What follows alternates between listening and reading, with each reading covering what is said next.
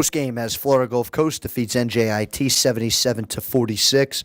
Coach, NJIT had a pretty good third quarter, outscoring Florida Gulf Coast 21-14, and especially after that slow start, how much were you impressed to see your team fight, especially after being down by quite so much?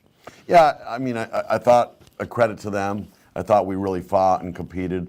And really, we competed for 3 quarters. Unfortunately, basketball's a game of 4 quarters.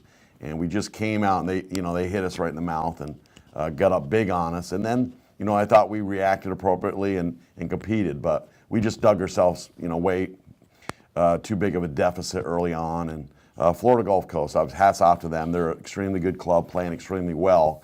But I thought, if we could have knocked down some shots, and they hit some really deep threes early on, and it really felt offensively they were clicking early, and then we made some adjustments. And like you said, proud of our effort, and obviously there was no quitting this tonight, so I was appreciative of that.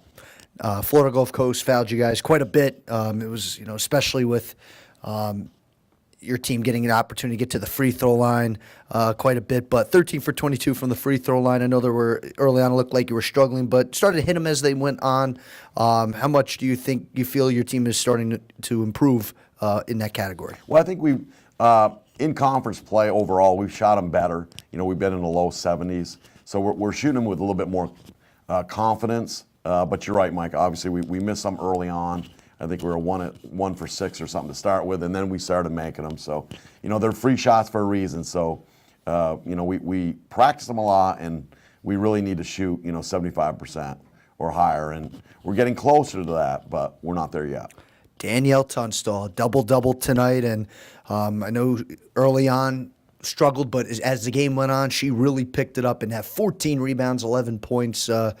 It seemed like that she really tried to separate herself tonight compared to the rest of her team. She did a good job, it looked like. Yeah, she really did. She was super aggressive on both ends, especially defensively. She did a great job cleaning up the the missed shots from Florida Gulf Coast, and hats off to her. She's a great young talent for us, and it was nice to see her hard work obviously pay off, rebound the basketball, and getting a double-double for us tonight. One final home game here in the regular season on Saturday, and you have quite a good amount of days to prepare for USC Upstate.